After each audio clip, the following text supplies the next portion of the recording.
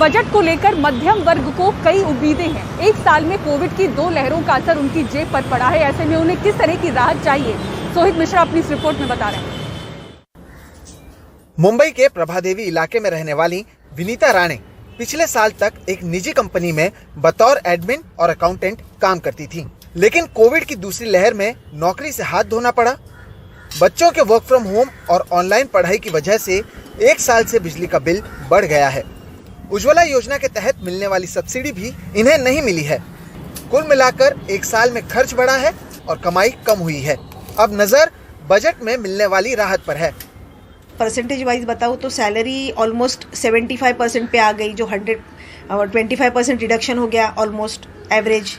And खर्चे जो है वो 25% से भी ज़्यादा बढ़ चुके हैं अपने। पहले मेरे घर खर्च का बजट था 22,000 रुपीज़, जो अभी बढ़कर हो चुका है अप्रोक्सीमेट 33,000-34,000 रुपीज़। सरकार से यही उम्मीद कर रही हूँ कि जो शहरों में हम लोग रहते हैं, मिडिल क्लास लोग, इनको ज़्यादा से ज़्यादा इम्पैक्ट उन पे ही गिरता है बजट का।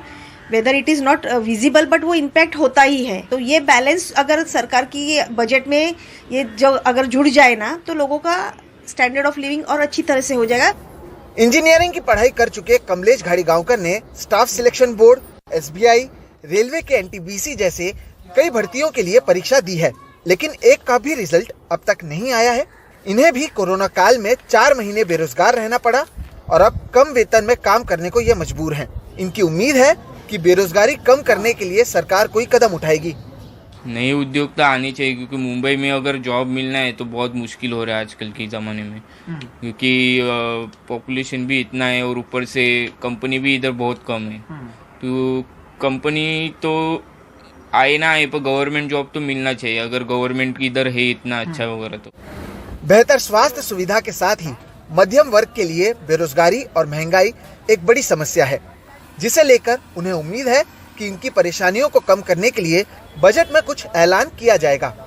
CMI के आंकड़ों के अनुसार देश में बेरोजगारी दर 6.5% है, शहरी इलाकों में बेरोजगारी दर 8.2% है और ग्रामीण इलाकों में 5.8% है। दिसंबर महीने में देश में रिटेल महंगाई दर 5.59% रही।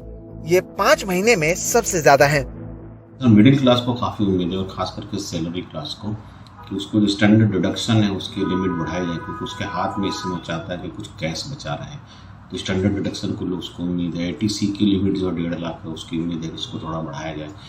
स्वास्थ्य पे खर्चे बहुत हो गए, तो ATD की जो लिमिट्स हैं उसको बढ़ाया जाए। एक साल के भीतर ही दूसरी और तीसरी लहर ने आम आदमी की परेशानियां बढ़ा दी हैं और इसलिए इस बजट से राहत की उम्मीद की जा रही है। लेकिन क्या वाकई सरकार की ओर से ऐसा कुछ ऐलान किया जाएगा जिससे आम आदमी को राहत मिले, ये देखना अहम होगा। मुंबई से कैमरा पर्सन राजेंद्र दयालकर के साथ सोहित मिश्रा, NDTV इंडिया।